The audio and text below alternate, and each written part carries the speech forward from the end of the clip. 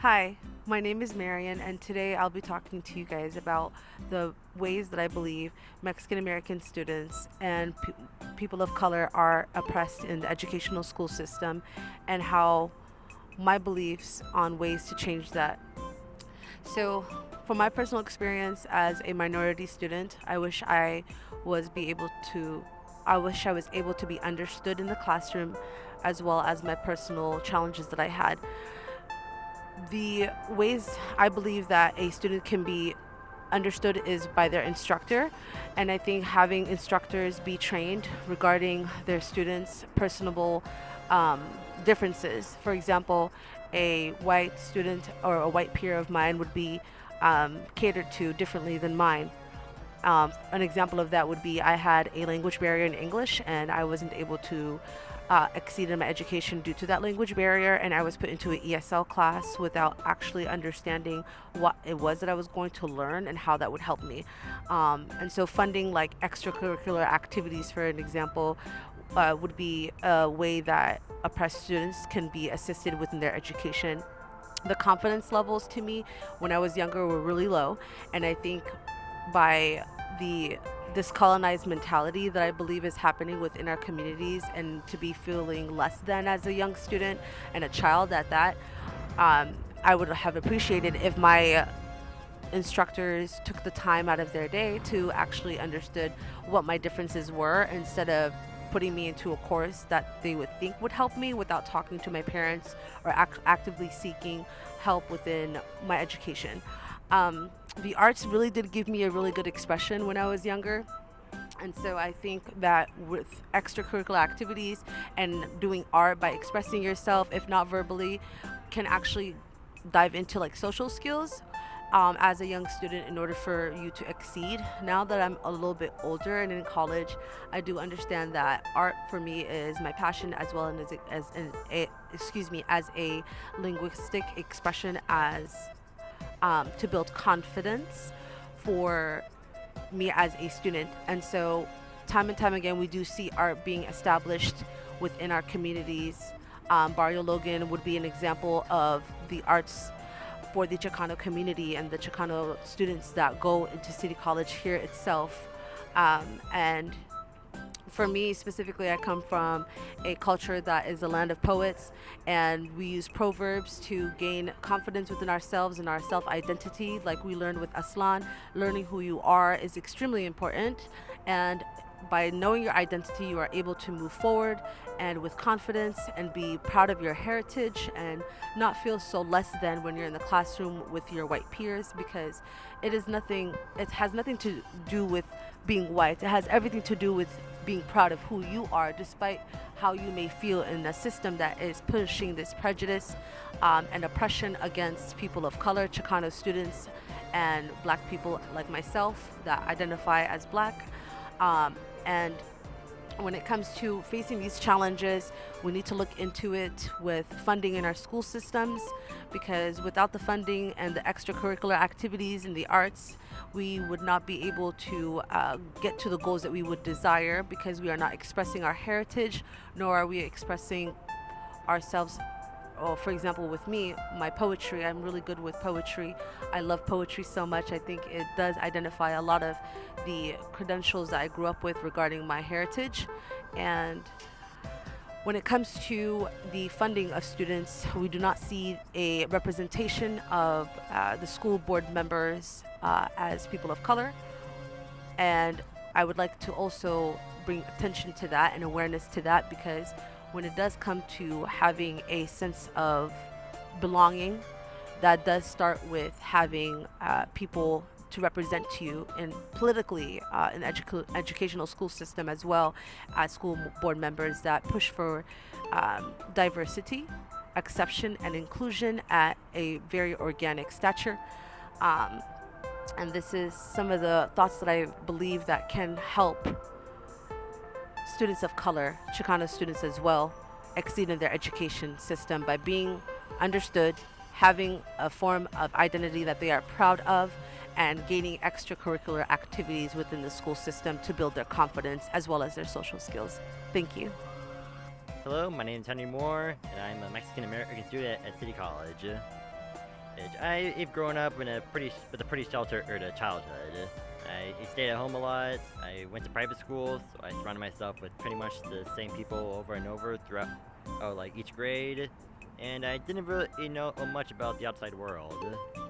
And to a certain degree, in a way, it kind of was oppression for me, because my parents used to flip-flop between telling me I was either white or Mexican. Now I know that I'm mostly Mexican and like 25% white, but at the time I didn't know like who I was. And from what I've learned in our class,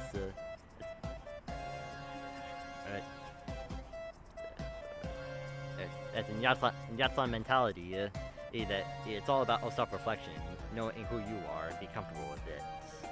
And for a long time, I just assumed it doesn't really matter. I mean, I like who I am. I mean, it shouldn't matter if I know like too much. But over time, I realized, you know what? I really want to learn more about a life. If I want to explore the world. And by the time I reached middle school, my parents figured, you know what? He's old enough to know about how the world should work, and he should be able to, learn. And it confirmed around then that I am mostly Mexican, and that my mom is a Mexican woman, my dad is like 50-50, and that I am indigenous to this land. And it really helped knowing this, because I finally even felt like I was going one step closer to knowing who I am. And it wasn't until high school when I really started to learn like more about my background, because I personally don't know that much extra Spanish, despite being mostly Mexican. But a family decided, you know what, he should at least know some. And when I went to high school, I finally took a foreign studies class, which was Spanish, and I definitely learned a lot more about it. And I also, during then, I also saw a documentary about Chicano studies and the controversy when it was being pushed in Arizona and eventually banned. And that made me realize, it turns out not so many people are lucky like me to be able to learn about this kind of stuff. And it all comes down to oppression and usually white people being afraid of people of color having their strengths, and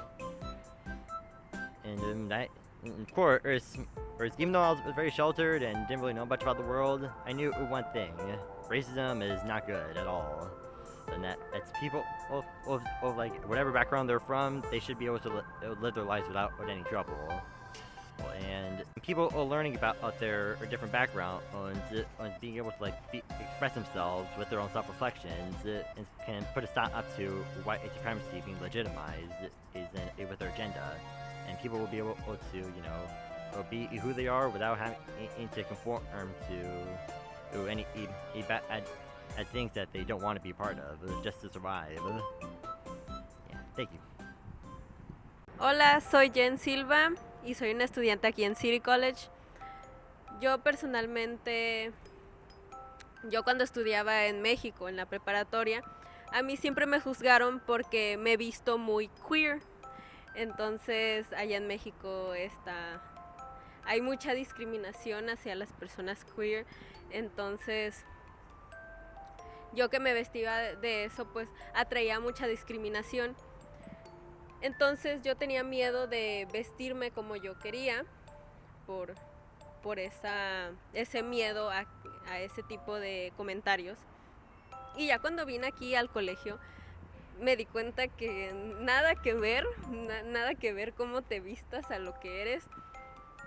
Entonces yo ahora que tengo esa seguridad, un poquito más de seguridad sobre mí misma, ya pues es un poquito más difícil yo llegar a México y que me hagan para abajo ese tipo de comentarios.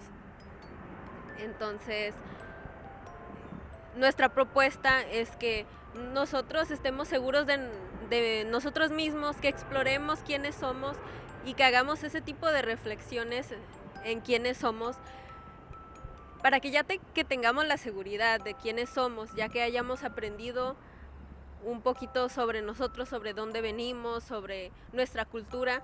Ahora sí ya va a ser muy difícil que venga alguien externo y nos diga lo que somos, que nos quiera dictar lo que somos.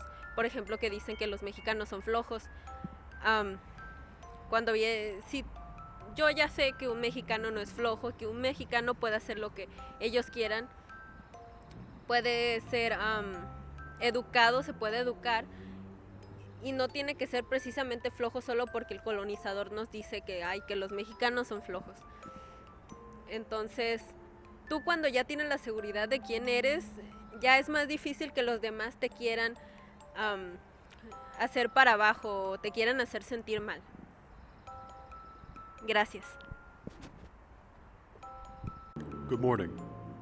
Good morning. My name is Abdigader Ahmed, and I believe that there are a plethora of ways that we can go ahead and enrich the educational experience for not just Chicano and Chicana, Chicana, and Chicanic students, but for all persons of minority. Although I am not a Chicano student, I still am a person of minority who have gone through the white strategy and white oppression throughout my years. And I think that I am uniquely qualified in order to explain how my experiences throughout my life. For example, during high school, I attended a predominantly white school, Patrick Henry High School, and the opportunities that I have received there are numerous compared to other schools throughout the district. For example, my younger brother, he currently attends Crawford High School, and in terms of AP classes, in terms of honors and stuff like that, he hasn't nearly the same amount of opportunities as I do. You could go ahead and you can count it in one hand the amount of AP classes that he's able to go ahead and take throughout his entire high school career. And so I'd want to go ahead, and the first thing I want to go ahead and do is go ahead and make it so that all schools are able to go ahead and share the same opportunities that students of color are able to achieve. I believe that through that, the educational experience will become more enriched throughout that way, and students of color have better opportunities in order to go ahead and achieve higher learning later on in their life. Another thing that I would like to go ahead and have changed is how we go ahead and grade our students as well. I believe that how we currently grade our students it is detrimental to learning itself. I believe that a few weeks back we've mentioned the idea of strategic learning, where we go ahead and we learn just for the sake of going ahead and studying for a test, going through it, and then the knowledge goes out of our heads. And I believe that is ultimately just wrong. And in order to go ahead and change that, I believe that it should be more labor focused, in which you show the quality of your work, and you show the understanding of your work, and you gain credit in that manner. One more thing that I would believe that I think should be changed as well is the idea of the acceptance of culture. More specifically, in my personal experience, in my attendance of high school, I believe that my teachers did not go ahead and put in the effort in order to go ahead and understand me and my culture and my religion. And that really hurt me throughout my time in high school. They didn't even go ahead and took the effort in properly pronouncing my name.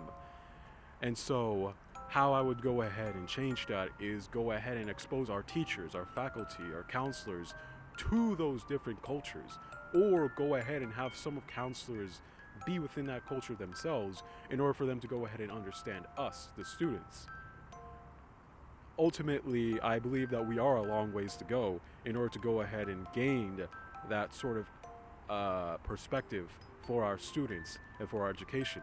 But I believe that in order to go ahead and achieve that, we must go ahead and challenge them and constantly challenge them and pressure them into going ahead and making those changes for the better. Thank you.